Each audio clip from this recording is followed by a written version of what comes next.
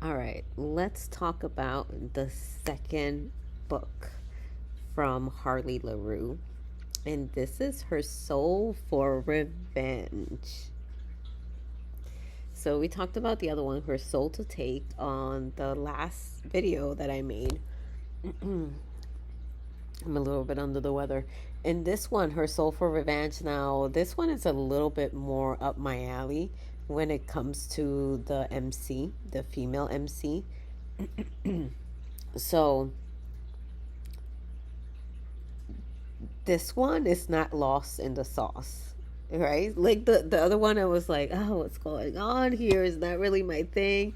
I don't really care for like characters that are like that. But here you have Juniper, and Juniper reminds me quite a lot of like yours truly here. I left the house very early on, um, went through a lot of mistakes in figuring things out, which toughened me up quite a lot, to the point where I kind of closed myself up quite a bit from other people in order like to protect myself and survive and all of that.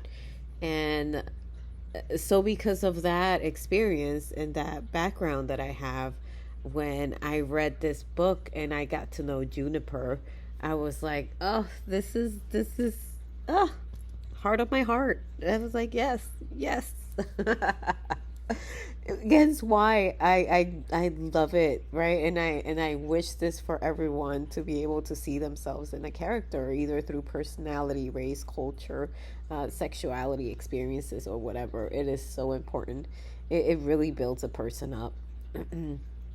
And it's kind of like this book is on the same premise, because we have these three couples, and I love it how LaRue set them up in the beginning. And these books are kind of like standalone, part of a series, but they're really standalone. Like, you don't have to read the other ones. But my opinion, this is just my opinion. I think that the first one kind of like sets all the couples, because each couple in the first one has like their own scene, which she then exploits in their standalone. Hopefully that makes sense to y'all. And what I love about going into the series in the order that I'm going through is that I feel like the first one set it up. Then the second one is all about Juniper, so I get to know Juniper, but I already had like an inkling of Juniper, at least how the character in book one saw Juniper. You see what I'm saying? So now I have a more well rounded view of Juniper based on how Juniper sees herself in her own standalone book, how Sane sees her in their standalone book, but also how the other characters in book one see Juniper, because I got to see that one in book one.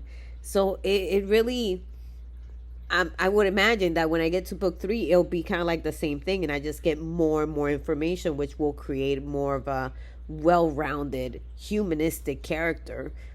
Because I'm going to be able to see the different aspects of their personality, and kind of like all the mirrors that follow a person normally in life. Because there will also always be how you see yourself and how others see you.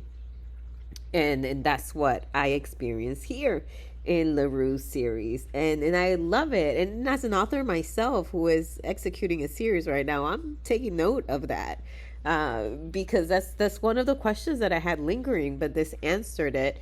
I'm not going to publish the first book until I've written all three of them, because I do have a connecting scene in the first book for each of the three women that I have standalone books for. So because of that, I'm like, because I may still be molding something in book three that I will need to fix in book one. And I learned that from seeing the execution of LaRue's series here.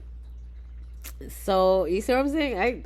I'm telling you, as an author and a reader, like, books are just amazing all around. I learned so much from them, but I also entertain myself quite a lot with them. Saying that, I would say this one is better for me just because I like Juniper. I like the character a little bit more than the other character than Raylan on book one.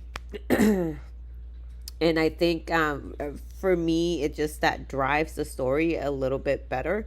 It's more believable, and it's just I enjoy a whole lot more just because of that. And that's how it is with readers, right? Sometimes like we connect more with a certain character than others, and then that's also always based off of experiences and our moods at that time as well. You just never know. That's why like reviews are so subjective, people. Remember that. And if you're an author, don't take reviews too personally either, right? Because they're just so subjective, so subjective. You can see that here, right? But I enjoyed this book as well. Once again, I'm not normally a very spicy romance reader or dark romance reader. It's not really my go-to thing, so that is taking me a little bit to take in, and may have skipped some parts too, because of that. But that's just me. That's just me. But I go back into that. I love the exploration that Laroux is doing on the whole aspect of what demons in this story are, and I like how she paints them as a misrepresented villain per se, where they are really, and you kind of see that in the Bible and what people know of angels and demons, not the book, right, but the religion and all of that, that the fallen angels, were like, Lucifer was like this rebellious being that just didn't want to bow down to God and things of that nature. But what Laroux does, she takes that bit and she twists it even more, and gives an explanation.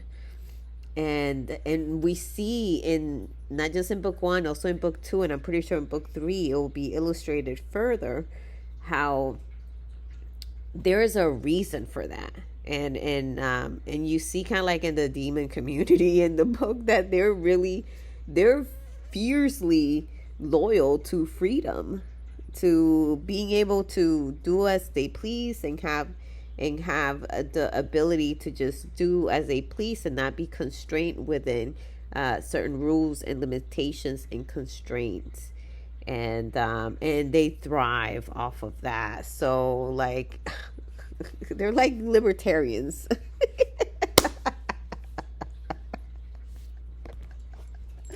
Oh goodness.